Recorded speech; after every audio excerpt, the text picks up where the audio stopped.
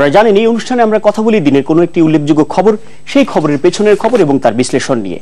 আজ আমরা কথা বলবো সিলেটের কলেজ শিক্ষার্থী খাদিজার উপর যে নৃশংস হামলা হয়েছিল গত অক্টোবরে, সেই মামলায় ছাত্রলীগ নেতা বদরুলের বিরুদ্ধে আজ আদালতে সাক্ষী দিয়েছেন খাদিজা। সকাল 10:30টার দিকে সিলেট মুখ্য মহানগর হাকিম আদালতে যান খাদিজা।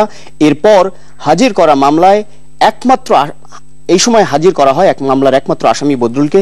তার সামনেই সাক্ষ্য নেওয়া হয় খাদিজার। পরে যুক্তিতর্ক উপস্থাপনের জন্য আগামী 1 মার্চ দিন ঠিক করেন আদালত। চিকিৎসা শেষে দীর্ঘ 4 মাস পর গত শুক্রবার সিলেটে নিজ বাড়িতে ফেরেন সহিংসতার শিকার কলেজ ছাত্রী খাদিজা আক্তার নার্গিস। গত বছরের 3 অক্টোবর তাকে কুপিয়ে গুরুতর আহত করে শাহজালাল বিশ্ববিদ্যালয়ের শিক্ষার্থী ছাত্রলীগ কর্মী বদরুল।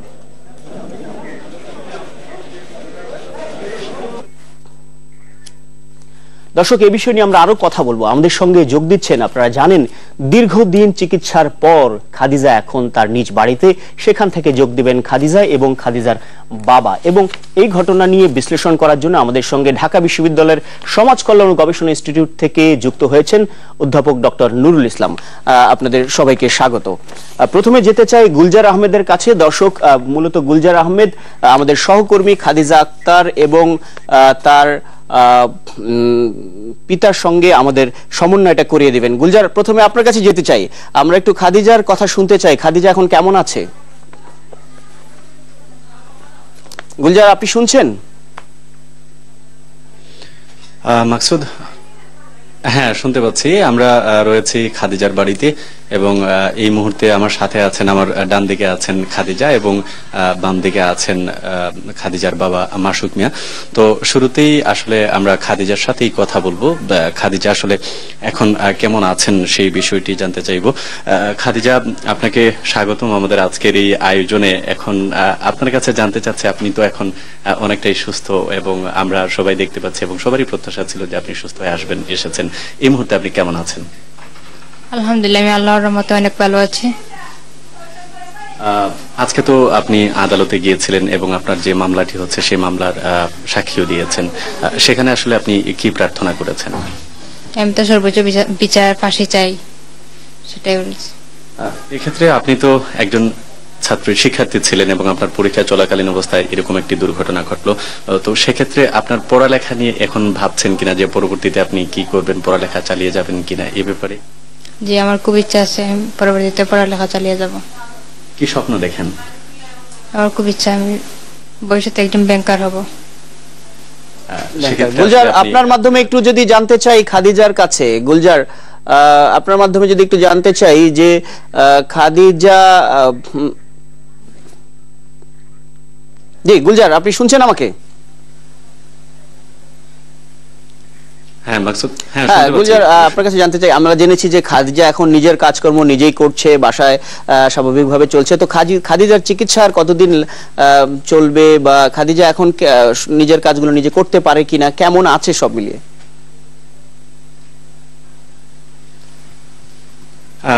এখন আসলে আমরা তার সাথে কথা বললাম যে আসলে যে প্রশ্নটি করা হয় শুধুমাত্র সেই প্রশ্নটির উত্তরে কিন্তু খাদিজার কাছ থেকে আসে, অর্থাৎ তার পুরোপুরি সুস্থ হতে কত সময় লাগবে সে ব্যাপারে আসলে কথা বলার জন্য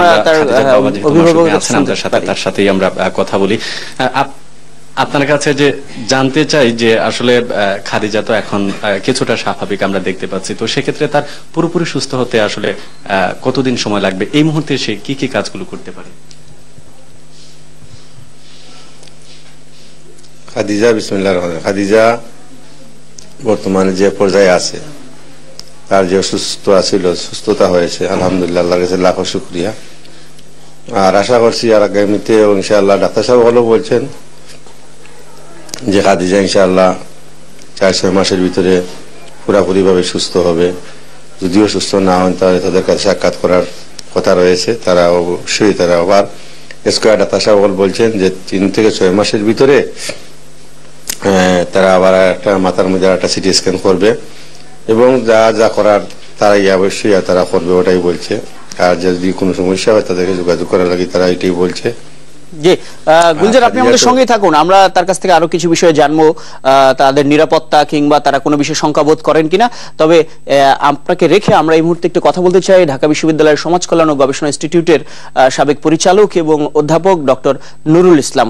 স্যার, আপনার কাছে জানতে চাই, আপনারা সমাজের নানান অসঙ্গতি নিয়ে গবেষণা করেন, এই যে ছাত্রলীগ নেতা বদরুল প্রেমে ব্যর্থ হয়ে কিংবা তার কাছে প্রেম করার কারণে বা যে কোনো কারণে এই যে প্রেম ঘটিত বিষয়ে যে চরম বহিঃপ্রকাশ, তার ফলে একজনকে মারতে যাওয়া, একেবারে মেরে ফেলা, এই ধরনের ঘটনাগুলো আসলে সমাজে কেন ঘটে?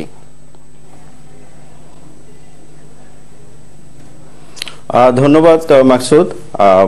প্রথমে আমি বলতে চাই যে তার কি রাজনৈতিক পরিচয়, সে ছাত্রলীগের কর্মী, এটা আমি বলতে চাই না। সে এক বিপদগামী যুবক, এবং এ ধরনের যুবক আমাদের হয়তো খাদিজার এই ঘটনার কারণে হয়তো এ ধরনের একটা বিপদগামী যুবক আমাদের সামনে প্রতিভাত হয়েছে, কিন্তু এইরকম বিপদগামী যুবক বাংলাদেশে অনেক আছে, হয়তো মিডিয়াতে আসতেছে না, প্রকাশ্যে আসতেছে না। এই জন্য প্রথম কথা আমার দ্বিতীয় হলো যে এই বয়সের সীমায় মানুষের উত্তেজনা কাজ করে, সে যা প্রত্যাশা করে সে যখন পায় না তার প্রতি সে হিংস্র হয়ে পড়ে। আমরা বদরুলকে এইভাবে আমরা চিহ্নিত করব। আর আরেকটা হলো যে খাদিজা নিরীহ প্রকৃতির মেয়ে এবং একটা মধ্যবিত্ত পরিবারের, কিন্তু দেখা গেছে যে সে হয়তো একটা ছাত্র সংগঠনের সাথে যুক্ত থাকার কারণে সে হয়তো তার মানসিক শক্তিটা খুঁজে পেয়েছে, এটা হতে পারে, যার জন্য সে এই কাজে উদ্বুদ্ধ হয়েছে। ব্যর্থতা থেকেই সে এই ধরনের পথটা বেছে নিয়েছে আমি বলবো। আর আরেকটা বিষয় হলো যে আমাদের দেশে যে বিপদগামিতা, এটার জন্য তেমন কোনো নিয়ামক নাই যে নিয়ামকগুলো হলো আমরা ব্যবহার করে যুবকদেরকে আমরা এই বিপদগামিতা থেকে রক্ষা করতে পারি।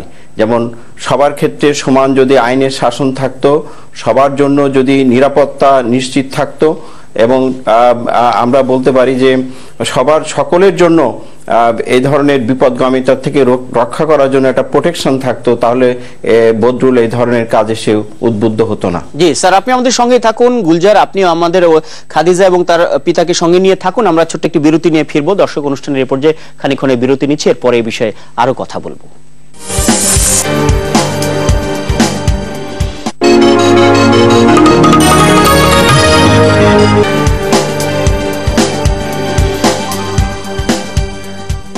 দর্শক, আরেকবার আমন্ত্রণ নিউজ ভিউজ 24-এ। আজ আমরা কথা বলছি সিলেটের কলেজ ছাত্রী খাদিজার উপর যে নৃশংস হামলা হয়েছিল, সেই হামলায় ছাত্রলীগ নেতা বদরুলের বিরুদ্ধে তিনি আজ আদালতে সাক্ষ্য দিয়েছেন। আমাদের সঙ্গে যুক্ত আছেন খাদিজা এবং তার পিতা, সেই সঙ্গে ঢাকা বিশ্ববিদ্যালয়ের সমাজ কল্যাণ ও গবেষণা ইনস্টিটিউটের অধ্যাপক ডক্টর নুরুল ইসলাম। আমরা প্রথমে যেতে চাই গুলজারের কাছে। গুলজার, খাদিজার পিতার সঙ্গে আমরা কথা বলছিলাম, একটু কি জানাবেন যে এই মুহূর্তে তারা কোনো পারিবারিকভাবে শঙ্কা কিংবা হুমকির মধ্যে আছেন কিনা?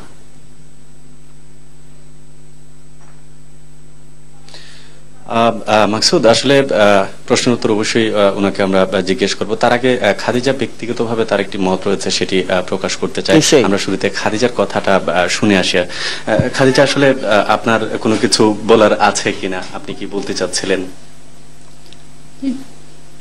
দেশবাসীর সবাইকে আমি ধন্যবাদ জানাই, সবাই আমার জন্য অনেক দোয়া করেছেন, আর মিডিয়া ভাইদেরকেও ধন্যবাদ জানাই, তারা আমার জন্য অনেক কষ্ট করেছেন, তারা সবসময় আমার পাশে ছিলেন।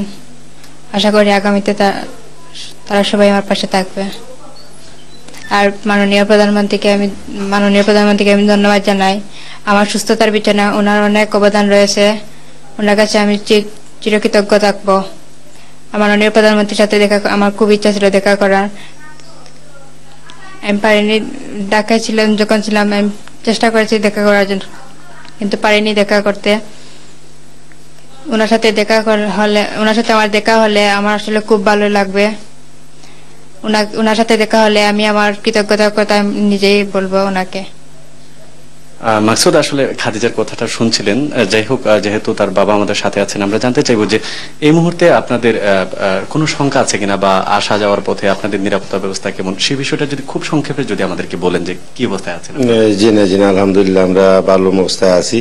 প্রথমে তো আমরা গ্রামের বাড়িতে থাকি, কিন্তু গ্রামের লোকজন আমাদের সহযোগিতা করে, এবং মাননীয় প্রশাসন যারা আছে ওরাও খুব আন্তরিকভাবে তাদেরকেও খুব অবদান রয়েছে আমাদের উপরে, এবং তারা খুব শান্তভাবে তারা আমার বলছে যে কোনো সময় যে কোনো মুহূর্তে তাদেরকে সব কিছু জানানোর জন্য যে সময় যেটা লাগে ওটাই করবেন। এই পুলিশ প্রশাসনের যে বড় ইউনিয়ন আছে তাই না বলছেন যে কোনো সমস্যা নেই, কোনো সমস্যা হলে আমাদেরকে বলবেন না, বলছি কিন্তু তারাও আমাদেরকে সাহায্য করেছে। যে গুলজার ছিল যে খাদিজা পড়ালেখার কথা যে চালিয়ে যাবার একটা আশা সে ব্যক্ত করেছে, সেক্ষেত্রে আপনারা কি করবেন? তার সিদ্ধান্তের প্রতি কতটুকু আপনারা? হে যেটাই মনে করবে, যা বলবে তাতেই আমরা সমর্থন দিব বা তাদেরকে করতে দিব বা তাদেরকে যা সাহায্য করা আমরা করব অবশ্যই। যে গুলজার, আপনি সঙ্গে থাকুন, আমরা এবার একটু অধ্যাপক ডক্টর নুরুল ইসলামের সাথে কথা বলতে চাই। স্যার, আপনি নিশ্চয়ই শুনছেন, আপনার কাছে জানতে চাই, খাদিজার মতো অনেক নারী তো এই ধরনের সহিংসতার শিকার। এখন এই ধরনের নারী বা শিশুরা যারা সহিংসতার শিকার হচ্ছে দুর্বৃত্তের দ্বারা, নারী এবং অভিভাবকদের কি কোন দিক থেকে সচেতন হওয়ার আছে কোনো সম্পর্ক গড়ার ক্ষেত্রে কিংবা ঘরে গৃহশিক্ষক রাখার ক্ষেত্রে?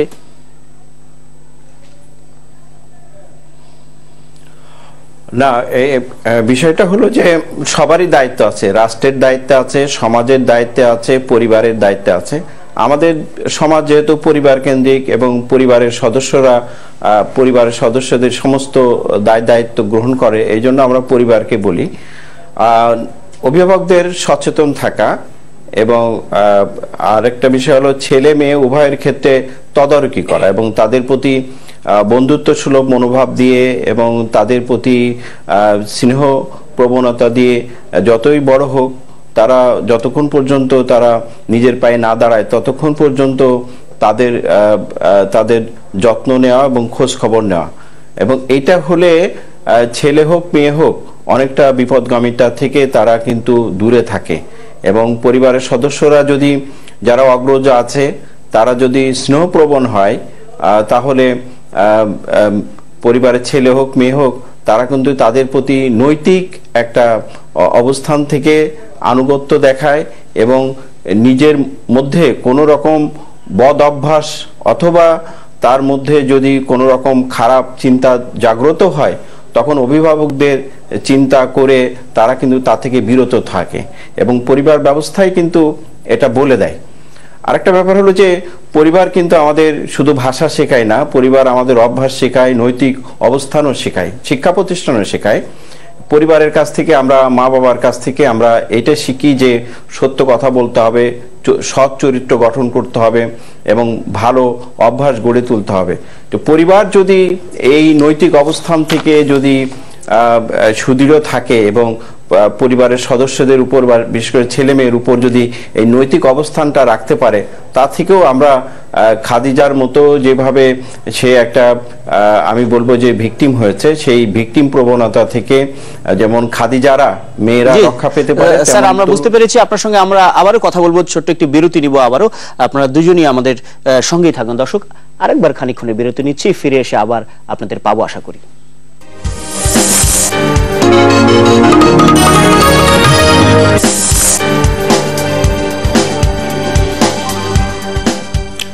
দর্শক, আরেকবার স্বাগত নিউজ ভিউজ 24-এ। আমাদের সঙ্গে কথা বলার জন্য আছেন ঢাকা বিশ্ববিদ্যালয়ের অধ্যাপক ডক্টর নুরুল ইসলাম এবং সিলেট থেকে খাদিজা এবং তার পিতাকে সঙ্গে নিয়ে যুক্ত আছেন গুলজার আহমেদ। গুলজার, এবার যদি একটু খাদিজার কাছে জানতে চাই আমরা যে খাদিজা তো ভিকটিম হয়েছে, তো আরো যারা সমাজে মেয়ে আছে তাদের জন্য তার পরামর্শ কি?